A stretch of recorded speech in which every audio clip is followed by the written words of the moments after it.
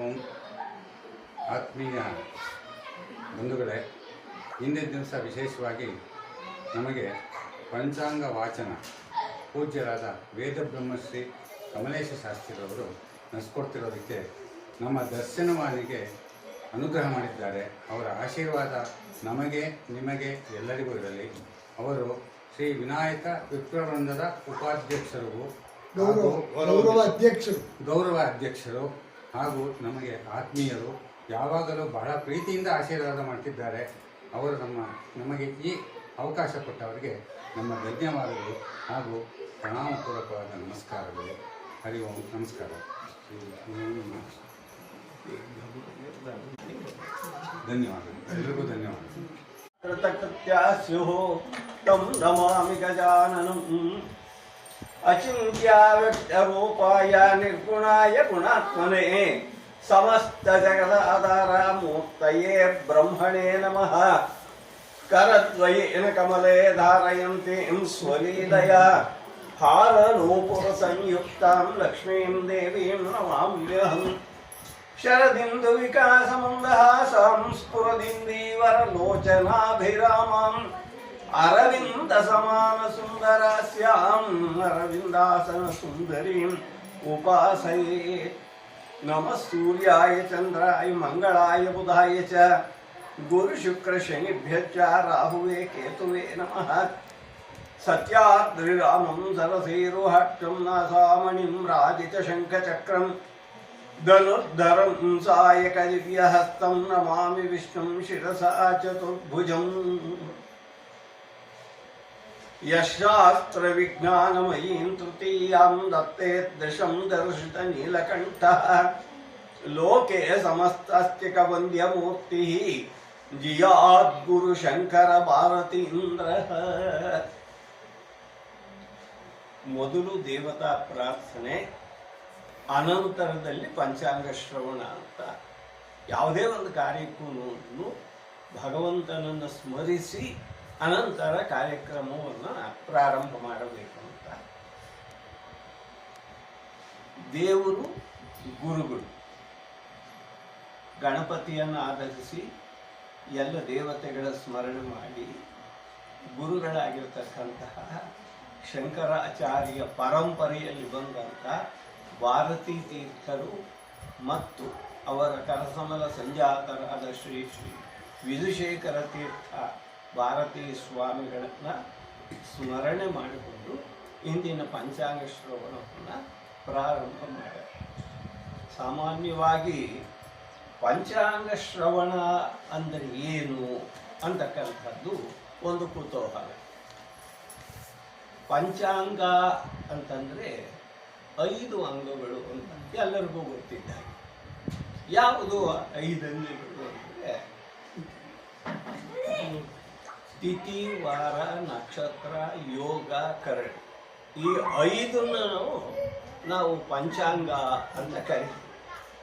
ಹೆಸರಿಗೆ ಈ ಪುಸ್ತಕ ಪಂಚಾಂಗ ಅಂತಿದ್ರೆ, ಆದರೆ ಇದರಲ್ಲಿ ಯಾವುದು ತಿಥಿ ಎಷ್ಟೊತ್ತಿರ್ತೀವತ್ತು, ಎಷ್ಟೊತ್ತಿಗೆ ಬದಲಾವಣೆ ಆಗುತ್ತೆ, ವಾರ ಯಾವುದು, ನಕ್ಷತ್ರ ಯಾವುದು, ಅದು ಎಷ್ಟೊತ್ತಿನಿಂದ ಎಷ್ಟೊತ್ತಿಗಿರುತ್ತೆ, ಯೋಗ ಯಾವುದು, ಅದು ಎಷ್ಟೊತ್ತಿನಿಂದ ಎಷ್ಟೊತ್ತಿಗಿರುತ್ತೆ, ಕರ್ಣ ಯಾವುದು, ಅದು ಎಷ್ಟೊತ್ತಿನಿಂದ ಎಷ್ಟೊತ್ತಿಗಿರುತ್ತೆ, ರಾಹುಕಾಲ ಎಷ್ಟೊತ್ತಿನಿಂದ ಎಷ್ಟೊತ್ತಿಗೆ, ಗುಳಿಕಾಲ ಎಷ್ಟೊತ್ತಿನಿಂದ ಎಷ್ಟೊತ್ತಿಗೆ, ಗ್ರಹಣಗಳು ಯಾವಾಗ ಆಗುತ್ತೆ, ಅದರ ಸಮಯ ಏನು, ಈ ಎಲ್ಲ ವಿಚಾರಗಳನ್ನು ಕೂಡ ನಮಗೆ ಪಂಚಾಂಗದಿಂದ ತಿಳಿಸ್ತಾರೆ. ಈ ಉಗಾದಿ ಹಬ್ಬದ ದಿನ ನಾವು ವರ್ಷದ ಫಲವನ್ನು, ಯಾಕೆಂದರೆ 9 ಗ್ರಹಗಳಿರೋದು, ಸೂರ್ಯ, ಚಂದ್ರ, ಕುಜ, ಬುಧ, ಗುರು, ಶುಕ್ರ, ಶನಿ, ರಾಹು, ಕೇತು ಅಂತ. ಈ 9 ಗ್ರಹಗಳು ಕೂಡ ಭೂಮಿಯ ಮೇಲಿನ ಎಲ್ಲ ವ್ಯವಹಾರಗಳ ಆಡಳಿತವೂ ಕೂಡ ಹೇಗೆ ವಿಧಾನಸೌಧದಲ್ಲಿ ಈ ರಾಜಕೀಯ ಧುರೀಣರು ಆಡಳಿತವನ್ನು ವಹಿಸಿಕೊಳ್ತಾರೆಯೋ ಹಾಗೆಯೇ ಈ ಭೂಮಿಯ ಮೇಲಿನ ಒಂದು ಆಡಳಿತವನ್ನು ನವಗ್ರಹಗಳು ವಹಿಸಿಕೊಳ್ತಾರೆ. ಅದರಲ್ಲಿ ರಾಜ ಇಂಥ ಗ್ರಹ, ಮಂತ್ರಿ ಇಂಥ ಗ್ರಹ, ಸೇನಾಧಿಪತಿ ಇಂಥ ಗ್ರಹ, ಮಳೆ ನಡೆಸೋರು ಇವರು, ಬೆಳೆ ನಡೆಸೋರು ಇವರು, ಧಾನ್ಯಗಳಿಗೆ ಇವರು ಅಧಿಪತಿ ಅಂತ ಹೀಗೆ ಎಲ್ಲ ವಿಚಾರಗಳನ್ನು ನಮಗೆ ಆ ಶಾಸ್ತ್ರದ ಪ್ರಕಾರವಾಗಿ ಹಿಂದಿನ ಋಷಿಮುನಿಗಳು ಏನು ರಚನೆ ಮಾಡಿದಾರೆಯೋ ಅವರು ಲೆಕ್ಕಾಚಾರವನ್ನು ಹಾಕಿ ಹೀಗೀಗಾದ್ರೆ ಹೀಗೆ ಅಂತ ತೀರ್ಮಾನ ಮಾಡಿದಾರೆಯೋ ಆ ಪ್ರಕಾರವಾಗಿ ರಾಜಾದಿಗಳನ್ನು ನಮಗೆ ವ್ಯವಸ್ಥೆ ಮಾಡಿಕೊಟ್ಟಿರ್ತಾರೆ. ಅದಲ್ಲದೆ ಇಂಥ ರಾಶಿಯವರಿಗೆ ಹೀಗೆ ನಡೆಯುತ್ತೆ ಅನ್ನೋ ವಿಚಾರವನ್ನು ಪಂಚಾಂಗದಲ್ಲಿ ಕೊಟ್ಟಿರ್ತಾರೆ. ಗುರುಬಲ, ಶನಿಬಲ ಇವುಗಳು ಯಾಕೆ ಗುರು ಶನಿ ಎದ್ದು ಮುಖ್ಯವಾಗಿ ಹೇಳ್ತಾರೆ ಅಂದರೆ, ಈ ಗ್ರಹಗಳ ಗೋಚಾರ ರೀತಿಯ 12 ರಾಶಿಗಳನ್ನು ಸಂಚಾರ ಮಾಡುವಾಗ 2 ದಿವಸಕ್ಕೆ ಒಂದ್ಸರ್ತಿ ಚಂದ್ರ ಮನೆ ಬದಲಾಯಿಸ್ಬಿಡ್ತಾನೆ, ಒಂದು ರಾಶಿ ಬದಲಾವಣೆ ಆಗ್ಬಿಡುತ್ತೆ. 1 ತಿಂಗಳಿಗೆ ಒಂದ್ಸರ್ತಿ ಸೂರ್ಯ ಮನೆ ಬದಲಾಯಿಸ್ಬಿಡ್ತಾರೆ, ಕುಜುನು ಮನೆ ಬದಲಾಯಿಸ್ಬಿಡ್ತಾರೆ. ಶುಕ್ರ 1.5 ತಿಂಗಳಿಗೆ ಒಂದ್ಸರ್ತಿ ಮನೆ ಬದಲಾಯಿಸ್ತಾನೆ.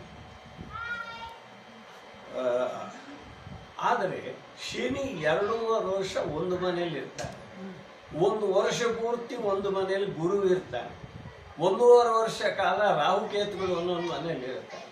ಹಾಗಾಗಿ ನಾವು ಗುರು ಶನಿಯ ವಿಚಾರವನ್ನು ಮಾತ್ರ ವಿಶೇಷವಾಗಿ ಫಲ ಸಂಗ್ರಹಣೆಗೆ ಇದು ಮಾಡ್ತೀವಿ. ಬಾಕಿದವ್ರು ಬೇಗ ಬೇಗ ಜಾಗ ಖಾಲಿ ಬೇರೆ ಮನೆಗೆ ಹೊರಟೋಗ್ತಾರೆ. ಆ ಎಲ್ಲ ವಿಚಾರಗಳನ್ನು ಇವತ್ತಿನ ದಿವಸ ನಾವು ತಿಳ್ಕೊಳ್ಳೋಣ. ಇದಕ್ಕೆ ಪಂಚಾಂಗ ಶ್ರವಣ ಅಂತ ಹೆಸರು. ಉಪನಯನ ಅದನ್ನು ಮಾಡಬೇಕು. ಯಾರಿಗೆ ಯೋಗ ಕಾಲ ಇದೆಲ್ಲ ತಿಳ್ಕೊಂಡ್ರೆ ಏನಾಗತ್ತಪ್ಪ ಅಂತಂದರೆ, ನಮಗೆ ಹೆಚ್ಚು ಒಳ್ಳೆಯ ಕಾಲದಲ್ಲಿ ನಮ್ಮ ಇಚ್ಛೆ ಬಂದಾಗ ನಡಿಬೋದು. ಹೆಚ್ಚು ಗ್ರಹಗಳ ಫಲಿತ ಒಳ್ಳೆಯದಿಲ್ಲ ಅಂತಂದರೆ ಎಚ್ಚರಿಕೆಯಿಂದ ಹೆಜ್ಜೆ ಇಡಬೇಕಾಗುತ್ತೆ. ಇವೆಲ್ಲವೂ ಕೂಡ ಪಂಚಾಂಗ ಶ್ರವಣದಿಂದ ಗೊತ್ತಾಗುತ್ತೆ.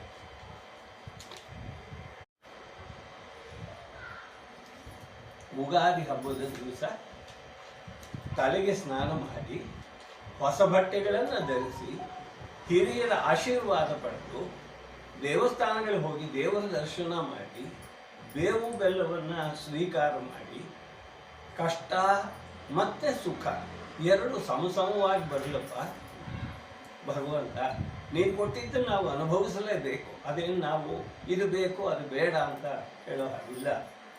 ಏನು ಕೊಡ್ತೀಯೋ ಅದನ್ನು ನಾವು ಅನುಭವಿಸಬೇಕು. ಆದರೆ ಸರಿಯಾಗಿ ಮಿಶ್ರವಾಗಲಿ ಅಂತ ದೇವರಲ್ಲಿ ಕೇಳಿಕೊಂಡು ನಾವು ಪಂಚಾಂಗ ಶ್ರವಣವನ್ನು ಕೇಳಬೇಕು ಅಂತ ಹೇಳ್ತಾರೆ. ಪಂಚಾಂಗ ಶ್ರವಣವನ್ನು ಕೇಳೋದ್ರಿಂದ ನಮಗೆ ಇಂಥ ಫಲಗಳು ಉಂಟಾಗತ್ತೆ ಅಂತ. ಶ್ರೀಕಲ್ಯಾಣ ಗುಣಾವಹಂ ರಿಪುಹರಂ ದುಸ್ವಪ್ನ ದೋಷಾಪಹಂ ಗಂಗಾ ಸ್ನಾನ ವಿಶೇಷ ಪುಣ್ಯ ಫಲದಂ ಗೋದಾನ ತುಲ್ಯ ನೃಣಾಂ ಆಯುರ್ವೃದ್ಧಿದಮುತ್ತಮಂ ಶುಭಕರಂ ಸಂತಾನ ಸಂಪತ್ಪ್ರದಂ ನಾನಾ ಕರ್ಮ ಸುಸಾಧನಂ ಸಮುಚಿತಂ ಪಂಚಾಂಗಮಾಕರ್ಣ್ಯತಾಂ. ಶ್ರೀ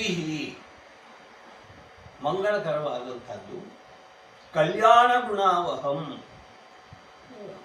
ಕಲ್ಯಾಣ ಅಂತಂದ್ರೆ ಎಲ್ಲ ಶುಭ ಕಾರ್ಯಗಳು, ಎಲ್ಲ ಶುಭ ಉಂಟಾಗ್ತಕ್ಕಂಥದ್ದು. ರಿಪುಹರಂ, ಶತ್ರು ಸಂಹಾರವಾಗ್ತಕ್ಕಂಥದ್ದು.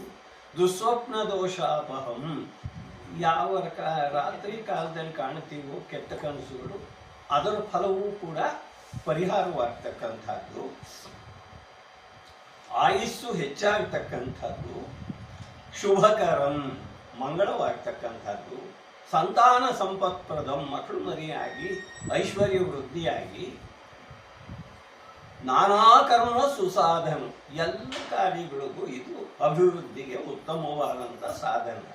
ಸಮುಚಿತಂ ಪಂಚಾಂಗಂ ಆಕರ್ಣ್ಯತಾಂ, ಉಚಿತವಾದಂಥದ್ದು ಈ ಪಂಚಾಂಗ ಶ್ರವಣವನ್ನು ಕೇಳತಕ್ಕಂಥದ್ದು. ವರ್ಷಾದ ಉಷಸಿ ಸ್ಮರನ್ ಚೋತ್ತಾಯ ಚಂದ್ರಸ್ವರೇ ವೃದ್ಧಾಶೀರನುಗೃಹ್ಯ ನಿಂಬಕದಳಂ ಪ್ರಾಶ್ಯಾಜ್ಯ ಪಾತ್ರೇ ಸ್ಥಿತಂ ವಕ್ತ್ರಂ ವೀಕ್ಷ ಚ ದರ್ಪಣೇನ ಚ ತಥಾ ಸನ್ಮಿತ್ರ ವರ್ಗೈಃ ಸಮಂ ದೈವಜ್ಞಂ ಸುಸಭಾಂ ಪ್ರವಿಶ್ಯ ಸುಜನಾನ್ ವಾರ್ಷಂ ಫಲಂ ಶ್ರಾವಯೇತ್. ಬಂಧು ಮಿತ್ರರ ಸಮೇತವಾಗಿ ಈ ಹಬ್ಬದ ದಿನ ಮಂಗಳ ಸ್ನಾನಗಳನ್ನು ಮಾಡಿ ಹೊಸ ಬಟ್ಟೆಗಳನ್ನು ಉಟ್ಟು ಸಿಹಿಯನ್ನು ತಿಂದು ಹೋದ ವರ್ಷದಲ್ಲಿ ಯಾವ ಕಷ್ಟ ಕಾರ್ಪಣ್ಯ ತೊಂದರೆ ಸುಖ ಸಂತೋಷ ಏನೆಲ್ಲ ಉಂಟಾಗಿರುತ್ತೆ ಅದನ್ನೆಲ್ಲ ಎಣ್ಣೆ ನೀರು ಹಾಕ್ಕೊಂಡು ಅದನ್ನೆಲ್ಲ ಹಿಂದಕ್ಕೆ ಬಿಟ್ಬಿಡುತ್ತೆ. ಯಾಕೆಂದ್ರೆ ಹಿಂದಿಂದ ಯಾವಾಗ ಮುಂದಕ್ಕೆ ಬರಲ್ಲ. ಮುಂದೆ ಬರತಕ್ಕಂಥ ವರ್ಷ ನಮಗೆ ಶುಭದಾಯಕವಾಗಿರಲಿ ಅಂತ ಹೊಸ ಬಟ್ಟೆ ಹಾಕ್ಕೊಂಡು ಸಿಹಿ ತಿಂಡಿಗಳನ್ನು ತಿಂದು ದೊಡ್ಡವರಿಂದ ಒಳ್ಳೆ ಮಾತುಗಳಲ್ಲಿ ಆಶೀರ್ವಾದವನ್ನು ಪಡ್ಕೊಂಡು ಅವರಿಗೆ ನಮಸ್ಕಾರ ಮಾಡಿ ಅವರ ಆಶೀರ್ವಾದವನ್ನು ಪಡ್ಕೊಂಡು ದೇವತೆಗಳಿಗೆ ಪೂಜೆ ಮಾಡಿಸಿ ಮಂಗಳಾರತಿ ತಗೊಂಡು ತೀರ್ಥ ಪ್ರಸಾದಗಳನ್ನು ಸ್ವೀಕರಿಸಿ ಈ ಸ್ನೇಹಿತರು ಬಂಧುಗಳು ಮಿತ್ರರ ಸಮೇತವಾಗಿ ಪಂಚಾಂಗ ಶ್ರವಣವನ್ನು ಕೇಳಬೇಕು ಅಂತ ಶಾಸ್ತ್ರಕಾರರು ಹೇಳಿದರು. ಅಂದರೆ ಕೆಟ್ಟದ್ದೆಲ್ಲ ಮರೆತು ಈ ಸಂಬಂಧವನ್ನು ಒಳ್ಳೆಯದಾಗಿ ಫಲವನ್ನು ಕೊಡಪ್ಪ ಅಂತ ಪ್ರಾರ್ಥನೆ ಮಾಡ್ತಾರೆ.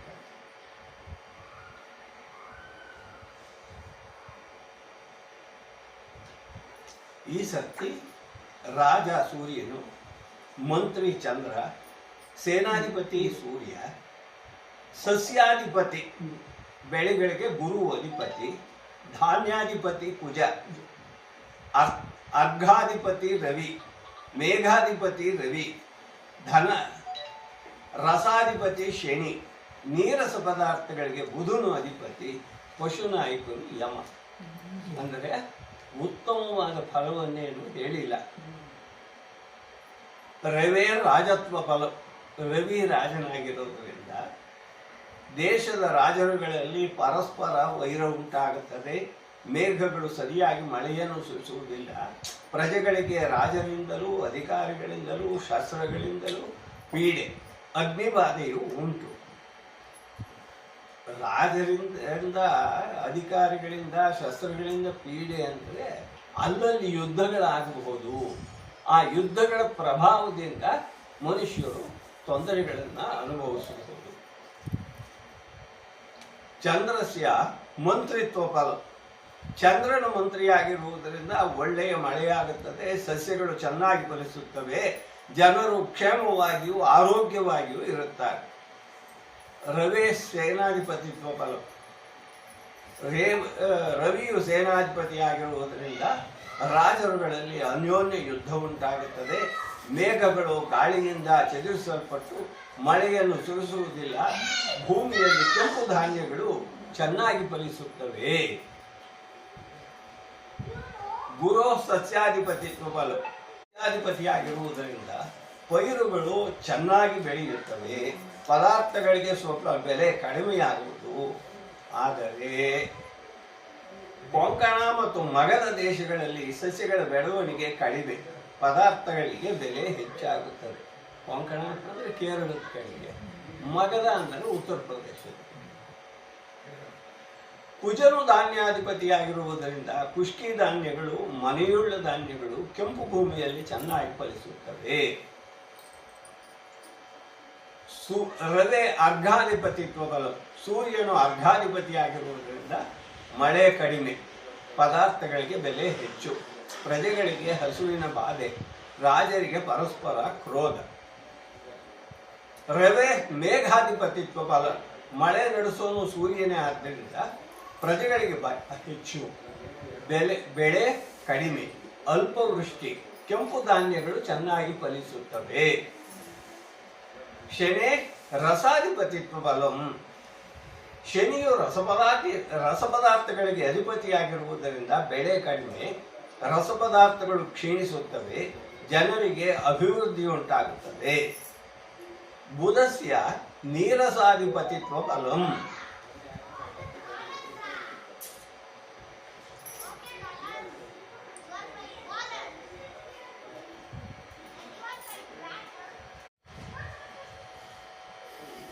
ಬುಧನು ನೀರಸಾಧಿಪತಿಯಾಗಿರುವುದರಿಂದ ಚಿನ್ನ, ಮುತ್ತು, ಶ್ರೀಗಂಧ, ಕರ್ಪೂರ, ಬೆಳ್ಳಿ ಇವು ದುರ್ಲಭವಾಗುತ್ತವೆ. ಕಬ್ಬಿಣ, ಸೀಸ, ತಾಮ್ರ ಇವುಗಳು ಸಮೃದ್ಧಿಯಾಗುತ್ತವೆ. ಯಮಸ್ಯ ಪಶುನಾಯಕತ್ವ ಬಲ. ಯಮನು ಪಶುನಾಯಕನಾಗಿರುವುದರಿಂದ ಪದಾರ್ಥಗಳಿಗೆ ಬೆಲೆ ಹೆಚ್ಚು, ಪಶುಗಳಿಗೆ ಮೇವಿನ ಕೊರತೆಯಿಂದ ಸ್ವಲ್ಪ ಹಾಲು ಕೊಡುತ್ತದೆ.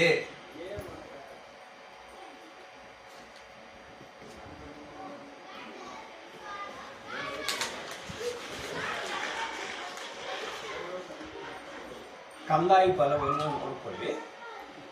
ರಾಶಿ ಹೆಸರು ಹೇಳಿ ಕಂದಾಯ ಹೇಳ್ತೀನಿ. ಕಂದಾಯದ ಸಂಖ್ಯೆ ಎಷ್ಟು ಜಾಸ್ತಿ ಆದರೆ ಅಷ್ಟು ಫಲ ಜಾಸ್ತಿ ಆಗುತ್ತೆ, ಕಡಿಮೆ ಆದಷ್ಟು ಕಡಿಮೆ. ಮೇಷ ವೃಶ್ಚಿಕ ರಾಶಿಯವರಿಗೆ 2 ಆದಾಯ, 14 ವ್ಯಯ, 3 ಆರೋಗ್ಯ, 6 ಅನಾರೋಗ್ಯ, 5 ರಾಜಪೂಜಾ, 6 ರಾಜಕೋಪ, 3 ಸುಖ, 3 ದುಃಖ. ವೃಷಭ ಮತ್ತು ತುಲಾ ರಾಶಿಯವರಿಗೆ 11 ಆದಾಯ, 5 ವ್ಯಯ, 0 ಆರೋಗ್ಯ, 4 ಅನಾರೋಗ್ಯ, 4 ರಾಜಕೋಪ, ರಾಜಪೂಜಾ 4, ರಾಜಕೋಪ 2, 6 ಸುಖ, 3 ದುಃಖ.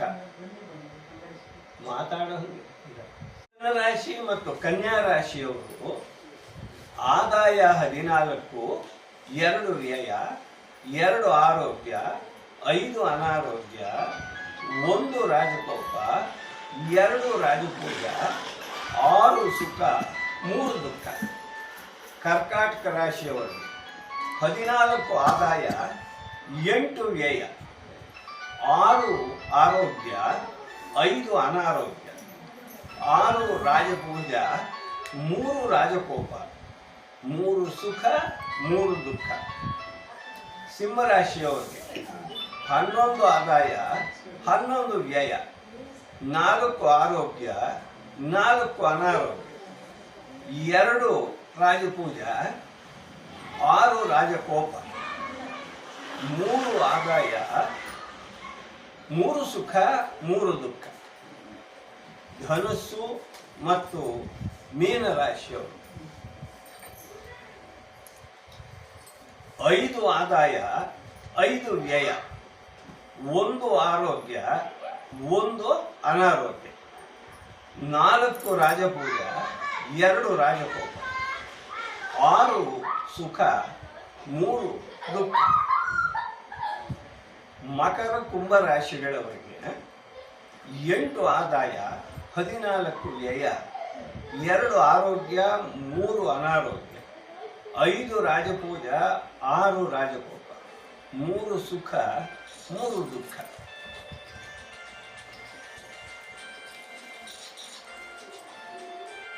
ಈ ವರ್ಷ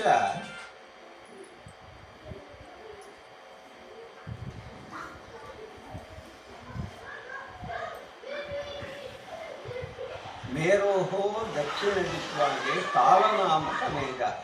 ಕಾಲ ಅಂತಕ್ಕಂತಹ ಮೇಘ ಮೇರು ಪರ್ವತದ ದಕ್ಷಿಣ ದಿಗ್ಭಾಗದಲ್ಲಿ ಮೇಘೋತ್ಪತ್ತಿ ಆಗುತ್ತೆ.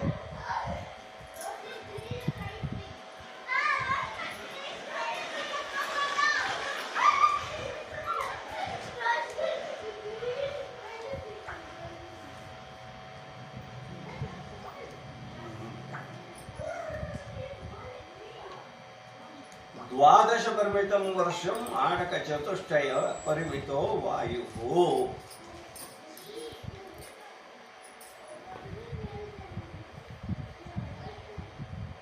12 ಪರಿಮಿತವಾದಂತಹ ಮಳೆ, 4 ಪರಿಮಿತವಾಗಿರ್ತಕ್ಕಂಥ ಗಾಳಿ.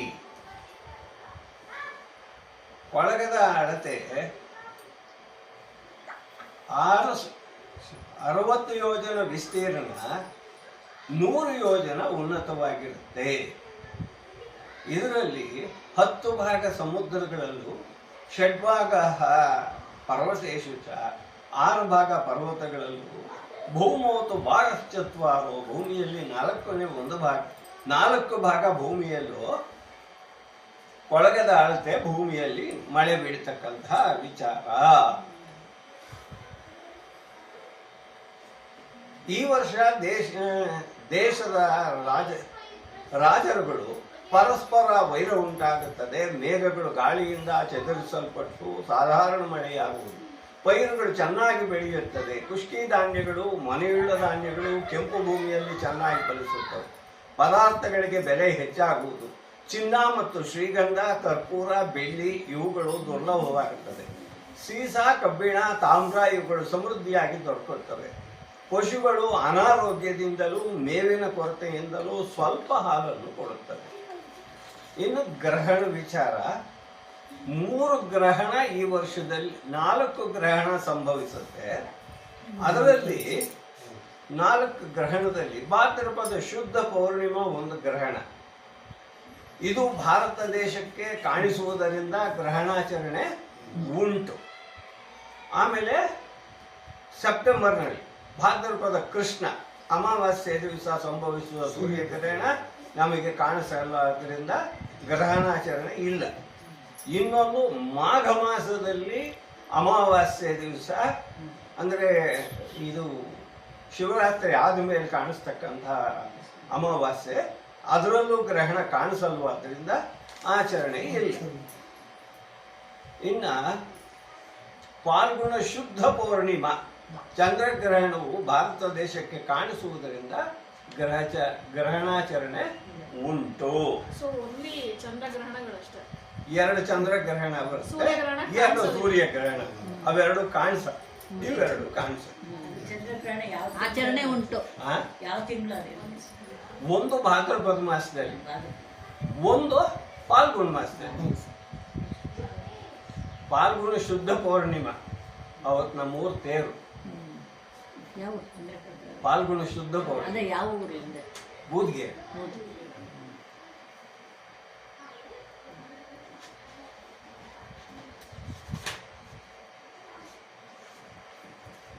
ಆ ಗ್ರಹಣದಲ್ಲಿ ಬಂದ್ರೆ ಏನ್ ಮಾಡ್ತಾರೆ ಅವಾಗ? ಮತ್ತೆ ಶುದ್ಧಿ ಮಾಡುವಂತ ಟೈಮ್ ಆದ್ರೆ ಶುದ್ಧಿ ಮಾಡಿಕೊಂಡು ಮಾಡ್ತಾರೆ. ಇದನ್ನು ಮಾರನೇ ದಿವಸಕ್ಕೆ ಅಲ್ಲ, ಇದು ಬೆಳಿಗ್ಗೆ ಬೇಗ ಆದ್ರೆ ಚಂದ್ರಗ್ರಹಣ ಒಳ್ಳೆ ರೆಡಿ ಮಧ್ಯಾಹ್ನದಲ್ಲ ಏನು ಮಾಡಕ್ಕಾಗಲ್ಲ. ಚಂದ್ರಗ್ರಹಣ ರಾತ್ರಿ ಇರುತ್ತೆ, ಬೆಳಗಿನ ಜಾವ ಇರುತ್ತೆ. ಅದು ಈ ಸರ್ತಿ ಅದು ಗ್ರಸ್ತೋದಯ ಆಗಿರೋದ್ರಿಂದ ಅದು ಸಾಯಂಕಾಲ 4 ಗಂಟೆಗೋ 5 ಗಂಟೆಗೋ ಆಗುತ್ತೆ.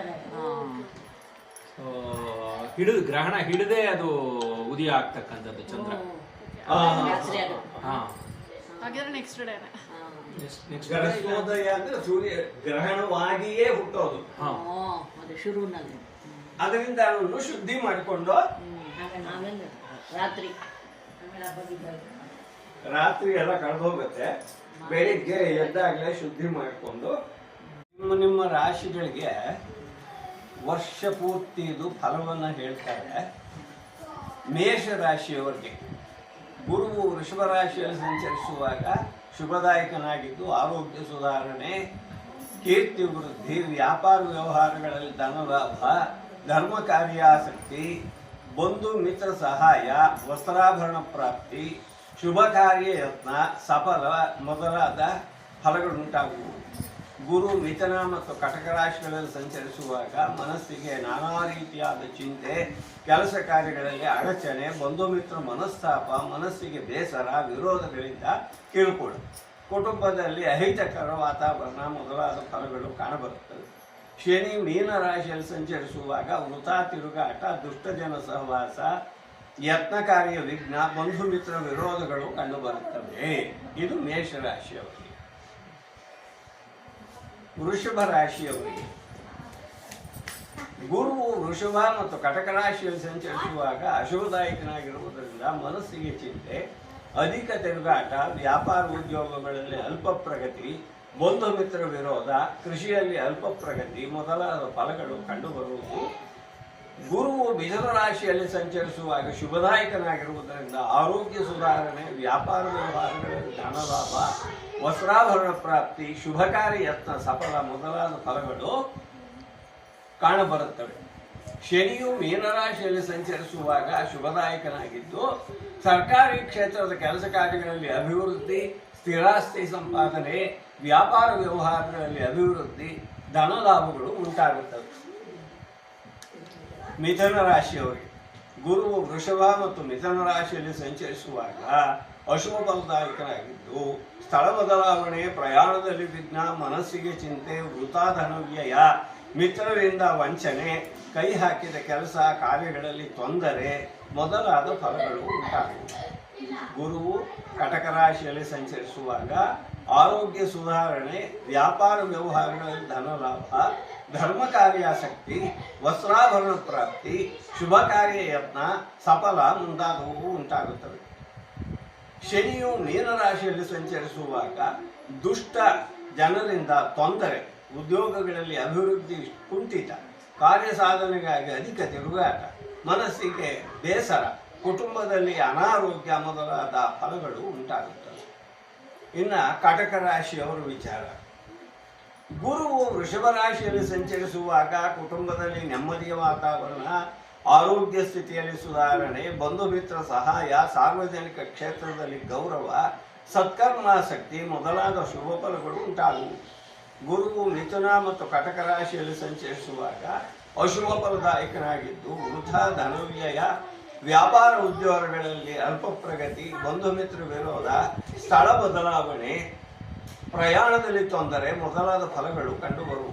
ಶನಿಯು ಮೀನರಾಶಿಯಲ್ಲಿ ಸಂಚರಿಸುವಾಗ ಕುಟುಂಬದಲ್ಲಿ ಅನಾರೋಗ್ಯ, ಸರ್ಕಾರಿ ಸಂಬಂಧವಾದ ವ್ಯವಹಾರಗಳಲ್ಲಿ ಅಪಜಯ, ಆರ್ಥಿಕ ಪರಿಸ್ಥಿತಿಯಿಂದ ಋಣಬಾಧೆ, ದುಷ್ಟ ಜನರಿಂದ ಕಿರುಕುಳ, ವ್ಯಾಪಾರದಲ್ಲಿ ನಷ್ಟ, ಅಧಿಕ ಖರ್ಚು ಮೊದಲಾದ ಅಶುಭ ಫಲಗಳು ಕಾಣಬರುತ್ತವೆ. ಸಿಂಹರಾಶಿಯವರಿಗೆ ಗುರುವು ವೃಷಭ ರಾಶಿ ಮತ್ತು ಕಟಕ ರಾಶಿಯಲ್ಲಿ ಸಂಚರಿಸುವಾಗ ಅಶುಭ ಫಲದಾಯಕನಾಗಿದ್ದು ಕೃಷಿಯಲ್ಲಿ ಅಲ್ಪ ಫಲ, ಮನಸ್ಸಿಗೆ ನಾನಾ ರೀತಿಯ ಚಿಂತೆ, ಕಾರ್ಯಸಾಧನೆಗಾಗಿ ತಿರುಗಾಟ, ವ್ಯಾಪಾರ ವ್ಯವಹಾರಗಳಲ್ಲಿ ಸಾಧಾರಣ ಲಾಭ, ಬಂಧು ಮಿತ್ರರಲ್ಲಿ ಅಸಹಕಾರ, ಸ್ಥಳ ಬದಲಾವಣೆ ಮೊದಲಾದ ಫಲಗಳು ಉಂಟಾಗುತ್ತವೆ. ಮಿಥುನ ರಾಶಿಯಲ್ಲಿ ಗುರು ಸಂಚರಿಸುವಾಗ ಕುಟುಂಬದಲ್ಲಿ ನೆಮ್ಮದಿಯ ವಾತಾವರಣ, ಯತ್ನಕಾರಿ ಅನುಕೂಲ, ಆರೋಗ್ಯ ಸ್ಥಿತಿಯಲ್ಲಿ ಸುಧಾರಣೆ, ವಿವಾಹಾದಿ ಮಂಗಳ ಕಾರ್ಯಗಳ ನಡೆಯುವಿಕೆ, ಸಾರ್ವಜನಿಕ ಕ್ಷೇತ್ರದಲ್ಲಿ ಮನ್ನಣೆ ಮೊದಲಾದ ಶುಭ ಫಲಗಳು ಕಾಣಬರುತ್ತವೆ. ಶನಿಯು ಮೀನ ರಾಶಿಯಲ್ಲಿ ಸಂಚರಿಸುವಾಗ ಅಶುಭದಾಯಕನಾಗಿದ್ದು ವ್ಯಾಪಾರ ವ್ಯವಹಾರಗಳಲ್ಲಿ ತೊಂದರೆ, ಸರ್ಕಾರಿ ಕ್ಷೇತ್ರದ ಕೆಲಸ ಕಾರ್ಯಗಳಲ್ಲಿ ವಿಘ್ನ, ಬಂಧು ಮಿತ್ರರಿಂದ ಅಪಮಾನ, ಹಣದ ಅಡಚಣೆ, ಅನಾರೋಗ್ಯಗಳು ಉಂಟಾಗುತ್ತವೆ. ಕನ್ಯಾ ರಾಶಿಯವರಿಗೆ ವೃಷಭ ಮತ್ತು ಕಟಕ ರಾಶಿಯಲ್ಲಿ ಗುರುವು ಸಂಚರಿಸುವಾಗ ಶುಭ ಫಲದಾಯಕನಾಗಿದ್ದು ವ್ಯಾಪಾರ ವ್ಯವಹಾರಗಳಿಗೆ ಧನ ಲಾಭ, ಕುಟುಂಬದಲ್ಲಿ ಸೌಖ್ಯ, ಆರೋಗ್ಯ ಸುಧಾರಣೆ, ಬಂಧು ಮಿತ್ರ ಸಹಾಯ, ಪುಣ್ಯಕ್ಷೇತ್ರ ದರ್ಶನ, ಕೃಷಿಯಲ್ಲಿ ಉತ್ತಮ ಫಲ, ಶುಭ ಕಾರ್ಯಗಳು ನಡೆಯುವಿಕೆ, ಸಾರ್ವಜನಿಕ ಕ್ಷೇತ್ರದಲ್ಲಿ ಗೌರವ ಪ್ರಾಪ್ತಿ ಮೊದಲಾದ ಫಲಗಳು ಉಂಟಾಗುತ್ತವೆ. ಗುರುವು ಮಿಥುನ ರಾಶಿಯಲ್ಲಿ ಸಂಚರಿಸುವಾಗ ಮನಸ್ಸಿಗೆ ಚಿಂತೆ, ತಿರುಗಾಟ, ಅಧಿಕ ಖರ್ಚು, ವ್ಯವಹಾರಗಳಲ್ಲಿ ಅಡಚಣೆ ಮೊದಲಾದ ಅಶುಭ ಫಲಗಳು ಕಂಡುಬರುತ್ತವೆ. ಶನಿಯು ಮೀನರಾಶಿಯಲ್ಲಿ ಸಂಚರಿಸುವಾಗ ವ್ಯರ್ಥ ಧನಹಾನಿ, ಅನಾರೋಗ್ಯ, ಪರಸ್ಥಳವಾಸ, ಮನಸ್ಸಿಗೆ ಬೇಸರ, ಸರ್ಕಾರಿ ಕೆಲಸ ಕಾರ್ಯಗಳಲ್ಲಿ ವಿಘ್ನ, ವಿರೋಧಿಗಳಿಂದ ತೊಂದರೆ ಮೊದಲಾದ ಫಲಗಳು ಕಾಣಬರುತ್ತವೆ. ತುಲಾ ರಾಶಿಯವರಿಗೆ ಗುರುವು ವೃಷಭ ಮತ್ತು ಕಟಕ ರಾಶಿಗಳಲ್ಲಿ ಸಂಚರಿಸುವಾಗ ಅಶುಭದಾಯಕನಾಗಿದ್ದು ಚೋರಾಗ್ನಿ ಭೀತಿ, ಬಂಧು ಮಿತ್ರ ವಿರಸ, ದುಷ್ಟಜನದ ಸಹವಾಸ, ಅನಾರೋಗ್ಯ, ಮನಸ್ಸಿಗೆ ಚಿಂತೆ, ಕೆಲಸ ಕಾರ್ಯಗಳಲ್ಲಿ ವಿಘ್ನ, ವ್ಯಾಪಾರ ವ್ಯವಹಾರಗಳಲ್ಲಿ ಅಲ್ಪ ಪ್ರಗತಿ, ಅಧಿಕ ಖರ್ಚು ಮೊದಲಾದ ಫಲಗಳು ಉಂಟಾಗುವು. ಗುರುವು ಮಿಥುನ ರಾಶಿಯಲ್ಲಿ ಸಂಚರಿಸುವಾಗ ವ್ಯಾಪಾರ ವ್ಯವಹಾರಗಳಲ್ಲಿ ಧನ ಲಾಭ, ಕುಟುಂಬದಲ್ಲಿ ಸೌಖ್ಯ, ಆರೋಗ್ಯ ಸುಧಾರಣೆ, ಬಂಧು ಮಿತ್ರ ಸಹಾಯ, ಪುಣ್ಯಕ್ಷೇತ್ರ ದರ್ಶನ, ಶುಭ ಕಾರ್ಯಗಳು ನಡೆಯುತ್ತವೆ. ಶನಿಯು ಮೀನರಾಶಿಯಲ್ಲಿ ಸಂಚರಿಸುವಾಗ ಶುಭ ಫಲದಾಯಕನಾಗಿದ್ದು ಸಾರ್ವಜನಿಕ ಕ್ಷೇತ್ರದಲ್ಲಿ ಗೌರವ, ವ್ಯಾಪಾರದಲ್ಲಿ ಲಾಭ, ಕೃಷಿಯಲ್ಲಿ ಅಭಿವೃದ್ಧಿ, ಸರ್ಕಾರಿ ಕೋರ್ಟ್ ವ್ಯವಹಾರಗಳಲ್ಲಿ ಅಭಿವೃದ್ಧಿ ಮೊದಲಾದ ಫಲಗಳು ಉಂಟಾಗುತ್ತವೆ. ವೃಶ್ಚಿಕ ರಾಶಿಯವರಿಗೆ ವೃಷಭ ಮತ್ತು ಕಟಕ ರಾಶಿಗಳಲ್ಲಿ ಗುರುವು ಸಂಚರಿಸುವಾಗ ಉತ್ತಮ ಫಲದಾಯಕನಾಗಿದ್ದು ಉದ್ಯೋಗದಲ್ಲಿ ಪ್ರಗತಿ, ಯತ್ನಕಾರಿ ಅನುಕೂಲ, ಕುಟುಂಬ ಸೌಖ್ಯ, ಶುಭಕಾರಿ ಯತ್ನ ಸಫಲ, ಆರ್ಥಿಕ ಪರಿಸ್ಥಿತಿ ಸುಧಾರಣೆ, ಪುಣ್ಯಕ್ಷೇತ್ರ ದರ್ಶನ, ಸತ್ಕರ್ಮಾಸಕ್ತಿ ಮೊದಲಾದವುಗಳು ಕಾಣಬರುತ್ತವೆ. ಮಿಥುನ ರಾಶಿಯಲ್ಲಿ ಗುರು ಸಂಚರಿಸುವಾಗ ಬಂಧು ಮಿತ್ರ ವಿರಸ, ಅನಾರೋಗ್ಯ, ಮನಸ್ಸಿಗೆ ಚಿಂತೆ ಮೊದಲಾದ ಅಶುಭ ಫಲಗಳು ಉಂಟಾಗುವುದು. ಶನಿಯು ಮೀನರಾಶಿಯಲ್ಲಿ ಸಂಚರಿಸುವಾಗ ಸರ್ಕಾರಿ ಸಂಬಂಧವಾದ ಕೆಲಸ ಕಾರ್ಯಗಳಲ್ಲಿ ವಿಘ್ನ, ಕೋರ್ಟ್ ವ್ಯವಹಾರಗಳಲ್ಲಿ ಅಪಜಯ, ದುಷ್ಟಜನ ಸಹವಾಸದಿಂದ ತೊಂದರೆ, ಧನಹಾನಿ ಮುಂತಾದ ಅಶುಭ ಫಲಗಳನ್ನು ಅನುಭವಿಸಬೇಕಾಗಿ ಬರುವುದು. ಧನುರಾಶಿಯವರಿಗೆ ಗುರುವು ವೃಷಭ, ಕಟಕ ರಾಶಿಗಳಲ್ಲಿರುವಾಗ ಅಶುಭದಾಯಕನಾಗಿದ್ದು ಹಣದ ಅಡಚಣೆ, ಬಂಧು ಮಿತ್ರ ಮನಸ್ತಾಪ, ಅನಾರೋಗ್ಯ, ದುಷ್ಟ ಜನರ ಸಹವಾಸ, ಕೆಲಸ ಕಾರ್ಯಗಳಲ್ಲಿ ವಿಘ್ನಗಳು ಉಂಟಾಗುತ್ತವೆ. ಮಿಥುನ ರಾಶಿಯಲ್ಲಿ ಗುರು ಸಂಚರಿಸುವಾಗ ಕುಟುಂಬದಲ್ಲಿ ಸೌಖ್ಯ, ಉದ್ಯೋಗದಲ್ಲಿ ಪ್ರಗತಿ, ಯತ್ನ ಕಾರ್ಯ ಅನುಕೂಲ, ಶುಭ ಕಾರ್ಯಗಳು ನಡೆಯುವುದು, ಆರ್ಥಿಕ ಸ್ಥಿತಿಯಲ್ಲಿ ಸುಧಾರಣೆ ಮೊದಲಾದ ಶುಭ ಫಲಗಳನ್ನು ನಿರೀಕ್ಷಿಸಬಹುದು. ಶನಿಯು ಮೀನರಾಶಿಯಲ್ಲಿ ಸಂಚರಿಸುವಾಗ ಅಶುಭನಿದ್ದು ಯತ್ನ ಕಾರ್ಯಗಳಲ್ಲಿ ವಿಘ್ನ, ಸೇವಕ ವರ್ಗದಿಂದ ತೊಂದರೆ, ಬಂಧು ಮಿತ್ರ ವಿರೋಧ, ಮನಸ್ಸಿಗೆ ವ್ಯಥೆ, ಅನಾರೋಗ್ಯ ಮೊದಲಾದ ಫಲಗಳು ಉಂಟಾಗುತ್ತವೆ. ಮಕರ ರಾಶಿಯವರಿಗೆ ಗುರುವು ವೃಷಭ ಮತ್ತು ಕಟಕ ರಾಶಿಯಲ್ಲಿರುವಾಗ ಶುಭ ಫಲದಾಯಕರಾಗಿದ್ದು ಆರೋಗ್ಯ ಸ್ಥಿತಿಯಲ್ಲಿ ಸುಧಾರಣೆ, ಬಂಧು ಮಿತ್ರರಿಂದ ಸಹಾಯ, ಸಜ್ಜನ ಸಹವಾಸದಿಂದ ಕೀರ್ತಿ, ಸತ್ಕರ್ಮ ಅನಾಗಮ, ಶುಭ ಕಾರ್ಯ ಯತ್ನ ಸಫಲ, ಮನಸ್ಸಿಗೆ ನೆಮ್ಮದಿ ಮೊದಲಾದ ಫಲಗಳನ್ನು ಕಾಣಬಹುದು. ಮಿಥುನ ರಾಶಿಯಲ್ಲಿ ಗುರು ಸಂಚರಿಸುವಾಗ ಹಣದ ಅಡಚಣೆ, ಬಂಧು ಮಿತ್ರ ಮನಸ್ತಾಪ, ಅನಾರೋಗ್ಯಗಳು ಕಾಣಬರುತ್ತವೆ.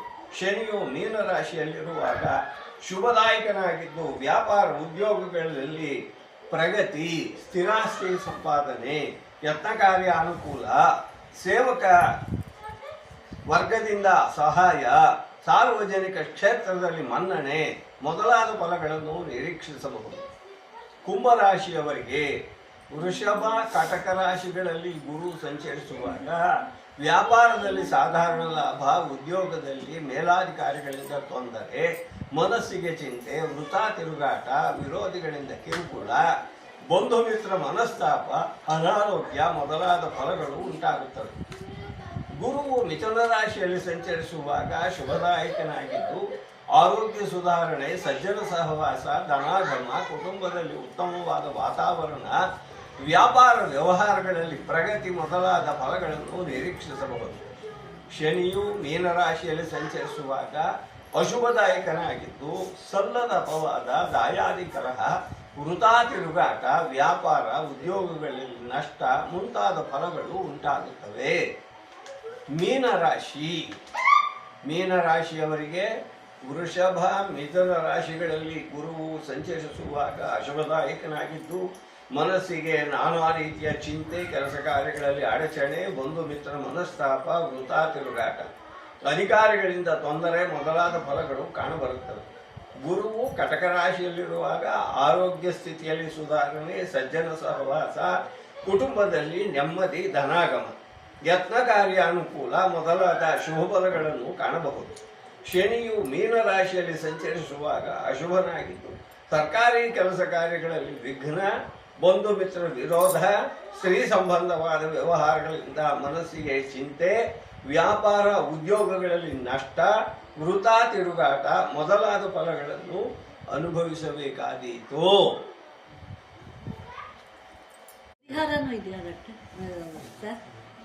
ಎಲ್ಲಕ್ಕೂ ಪರಿಹಾರ ಇರುತ್ತಮ್ಮ.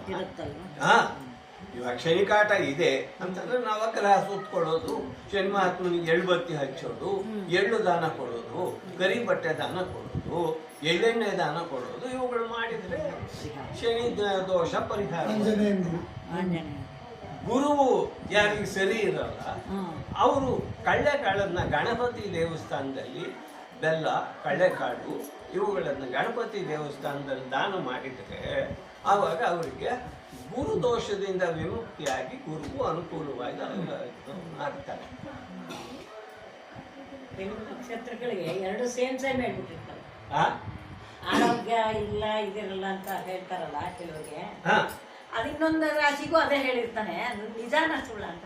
ಅದು ಹಾಗಲ್ಲ, ಅವ್ರವ್ರು ಇವಾಗ ಇಷ್ಟು ಬೇರೆ ಬೇರೆ ನಿಜ ನಕ್ಷತ್ರಕ್ಕೆ ಹೇಳಿದ್ರಲ್ಲ. ಅಂತಕ್ಕಂಥ ಪ್ರಶ್ನೆ ಮಾಡುವಂತ ಕೆಲಸವೇ ಅಲ್ಲ, ಎಲ್ಲವೂ ನಿಜವೇ, ಸುಳ್ಳಾಗುವಂಥದ್ದಲ್ಲ. ಈ ಸತಿ ಎಲ್ಲ ಕಡಿಮೆ. ನವಗ್ರಹಗಳು ಏನು ಆಡಳಿತ ನಡೆಸುತ್ತೆ ಅದು ನಡೆಯುತ್ತೆ.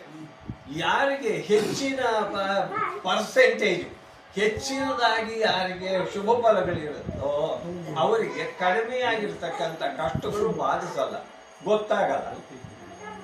ಹೆಚ್ಚಿಗೆ ಕಷ್ಟಗಳೇ ಬರ್ತಾ ಇದ್ರೆ ಆವಾಗ ಶುಭ ಫಲ ಒಂದೆರಡು ನಡೆದ್ರೂ ಅವ್ರಿಗೆ ಅದು ಶುಭ ಅನ್ಸೋದು, ಕಷ್ಟವೇ ಜಾಸ್ತಿ ಆಗಿರುತ್ತೆ.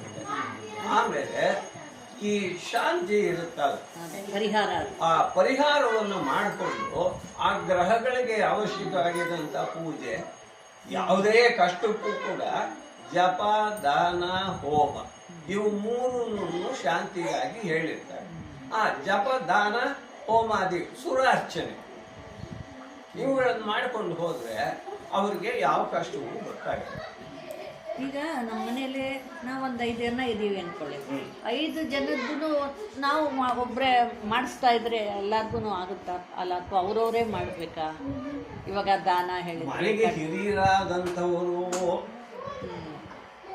ಸತ್ಕರ್ಮಗಳನ್ನ ಮಾಡ್ತಾ ಇದ್ರೆ ಮನೆ ಮಕ್ಕಳಿಗೂ ಅದರ ಫಲ ಹೇಗೆ ಮರದ ನೆರಳಿನಲ್ಲಿರ್ತಕ್ಕಂಥವರಿಗೆ ಎಷ್ಟು ಜನ ನಿಂತ್ಕೊಂಡ್ರು ಮರದ ನೆರಳು ಎಲ್ಲರ ಮೇಲೂ ಬೀಳುತ್ತೋ ಹಾಗೆಯೇ ನೆರಳಾಗಿರ್ತಕ್ಕಂಥ ಯಜಮಾನ ದಾನ, ಧರ್ಮ, ಪರೋಪಕಾರ ಮುಂತಾದ ಸುರಾರ್ಚನೆ, ದೇವರ ಪೂಜೆ ಇವೆಲ್ಲ ಮಾಡಿಕೊಂಡು ಶಾಂತಿ ಕರ್ಮಗಳನ್ನು ಆಚರಿಸ್ತಾ ಇದ್ರೆ ಮನೆ ಮಕ್ಕಳು ನೆಮ್ಮದಿಯಾಗಿರ್ತಾರೆ.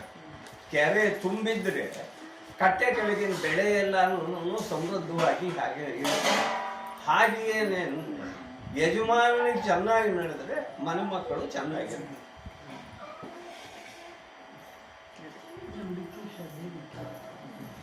ನಂಬಿಕೆ ಶ್ರದ್ಧೆ ಮುಖ್ಯ. ಅಲ್ಲ, ದೇವರು ಅಂದ್ರೆ ಪ್ರತ್ಯಕ್ಷ ಏನು ಕಾಣದೇ ಇರೋದ್ರಿಂದ ದೇವರಲ್ಲಿ ನಂಬಿಕೆ, ಶ್ರದ್ಧೆ ಇಡಬೇಕು, ನಂಬಿಕೆ ಇರಬೇಕು. ಭಗವಂತ ಇದಾನೆ ಅಂತ ನಂಬಿ ಕೆಲಸ ಮಾಡಿದ್ರೆ ಅವ್ರ ಭಾಗಕ್ಕೆ ಭಗವಂತ ಇರ್ತಾರೆ.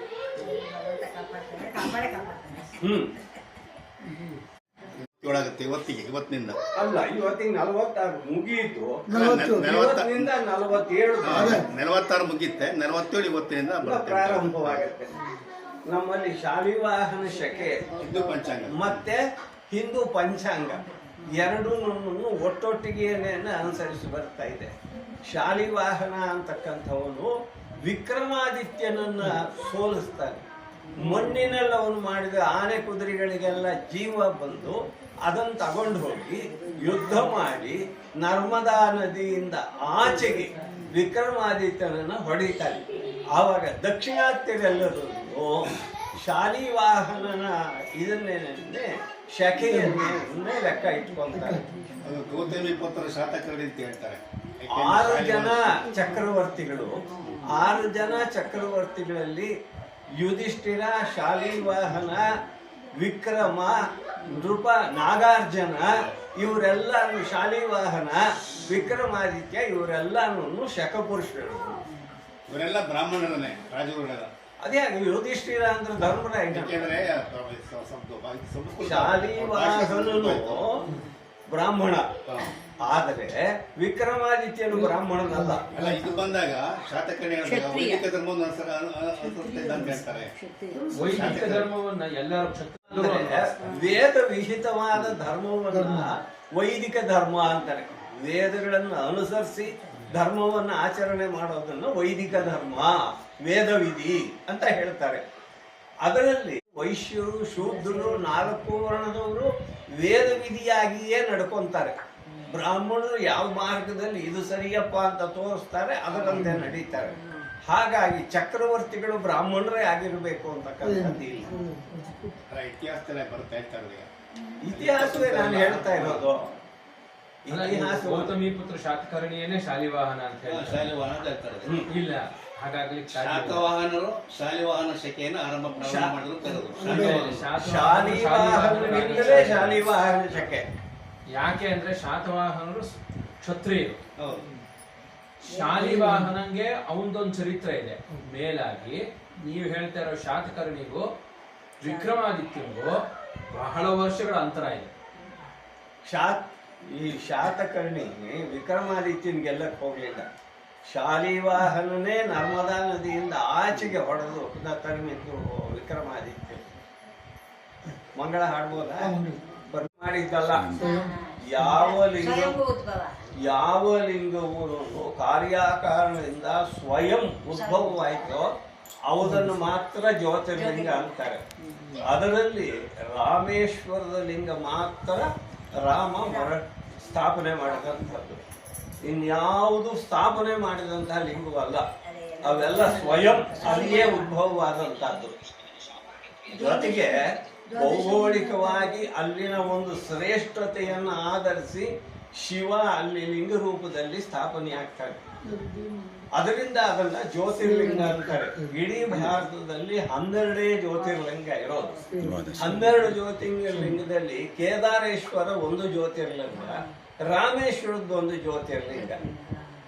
ಮಧ್ಯದಲ್ಲಿ ಮಧ್ಯಪ್ರದೇಶ, ಮಹಾರಾಷ್ಟ್ರ, ಆಂಧ್ರದಲ್ಲಿ ಶ್ರೀಶೈಲದಲ್ಲಿ ಒಂದು ಜ್ಯೋತಿರ್ಲಿಂಗ ಇದೆ. ಇನ್ನು ಬಾಕಿದೆಲ್ಲನೂ ಗುಜರಾತ್, ಮಹಾರಾಷ್ಟ್ರ, ಮಧ್ಯಪ್ರದೇಶದಲ್ಲಿಯೇ ಇದೆ. ಕಾಶಿನಲ್ಲಿ ಒಂದಿದೆ, ಕಾಶಿ ವಿಶ್ವೇಶ್ವರ ಜ್ಯೋತಿರ್ಲಿಂಗ. ಈ ಪುಣೆ ಹತ್ರ ಭೀಮಾಶಂಕರ ಒಂದಿದೆ. ಇವಿಷ್ಟೇ ದೂರ ಇರೋದು. ಇನ್ನು ಬಾಕಿದೆಲ್ಲ ಒಟ್ಟು ಕೃಷ್ಣೇಶ್ವರ ಶಿವಾಲಯ ಅನ್ನೋ ಕಡೆ ಕೃಷ್ಣೇಶ್ವರ ಶಿವಾಲಯ ಇದೆ. ಅಜಂತಕ್ಕೆ ತುಂಬಾ ಹತ್ತಿರ. ಅಜಂತ ಎಲ್ಲೋರಕ್ಕೆ ತುಂಬಾ ಹತ್ತಿರವಾಗಿದೆ. ತ್ರಯಂಬಕೇಶ್ವರ ಇದೆ, ಅದು ಮಹಾರಾಷ್ಟ್ರ ನಾಸಿಕ್ ಹತ್ರ ತ್ರಯಂಬಕೇಶ್ವರ ಇದೆ. 3 ಒಂದೇ ಇದರಲ್ಲಿ ಇದೆ. ನಿಮಗೆ ಕರ್ನಾಟಕದಲ್ಲಿ ಅತ್ಯದ್ಭುತವಾಗಿರ್ತಕ್ಕಂಥ ಆತ್ಮಲಿಂಗವೇ ಇದೆಯಲ್ಲ, ಗೋಕರ್ಣೇಶ್ವರ. ಇದೇನು ನಾವು ಕಡಿಮೆಯನ್ನು ಹಂಗಿಲ್ಲ. ಮಂಜುನಾಥ ಸ್ವಾಮಿ ಇದ್ದಾರೆ. ಒಂದು ಹಾಡಿನಲ್ಲಿ ರಾಜ್ಕುಮಾರ್ ಒಂದು ಹಾಡ್ತಾನೆ, ಅದರಲ್ಲಿ ಕಾಶಿ ಚಳಿ ಅಂತಂದು, ನೀನು ಇಲ್ಲಿ ಬಂದು ಧರ್ಮಸ್ಥಳದಲ್ಲಿ ನಿಂತಿದ್ದೀಯಪ್ಪ, ಹಿಮಾಲಯ ಚಳಿ ಆಯ್ತು, ಕಾಶಿ ಬಿಸಿ ಆಯ್ತು, ಅದಕ್ಕೋಸ್ಕರ ಧರ್ಮಸ್ಥಳಕ್ಕೆ ಬಂದು ನೀನು ನಿಲ್ಸಿದ್ದೀಯ ಅಂತ. ಹಾಗೆ ಧರ್ಮಸ್ಥಳದ ಮಹಿಮೆ ಅಪಾರವಾದದ್ದು. ಅದಲ್ಲದೆ ಎಷ್ಟೋ ಲಿಂಗಗಳಿವೆ. ಎಲ್ಲ ಇದು ಕಾಶಿಗೆ ಸಮಾನವಾದ್ದು, ಇದು ಕಾಶಿಗೆ ಸಮಾನವಾದದ್ದು ಅಂತ ಹೇಳ್ತಾರೆ. ಹಾಗೆ ಬನವಾಸಿಯ ತ್ರಿಕೂಟೇಶ್ವರ ದೇವಾಲಯದಲ್ಲಿ ಆ ಬನವಾಸಿ ಲಿಂಗವನ್ನು ನೋಡಿದ್ರೆ ಆನಂದವಾಗುತ್ತೆ. ವರದಾ ನದಿ ಪಕ್ಕದಲ್ಲಿದೆ. ನಮ್ಮ ಶೃಂಗೇರಿ ಋಷ್ಯಶೃಂಗ ಪರ್ವತ, ನಂಜನಗೂಡು ಶ್ರೀಕಂಠೇಶ್ವರ, ಅದು 3 ಯುಗಗಳು 4 ಯುಗಗಳಿಗೂ ಇರುತ್ತೆ ಅಂತಾರೆ. ಒಂದೊಂದು ಯುಗದಲ್ಲಿ ಒಂದೊಂದು ಬಣ್ಣ ಅಂತ.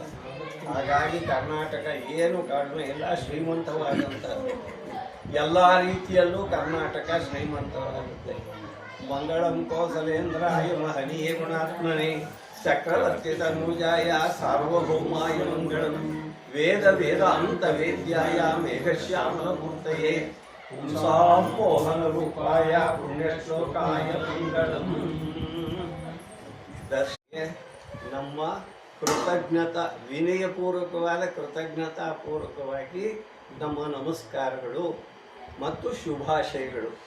ಎಲ್ಲ ವೀಕ್ಷಕ ಬಾಂಧವರಿಗೂ ಉಗಾದಿ ಹಬ್ಬದ ಶುಭಾಶಯಗಳು.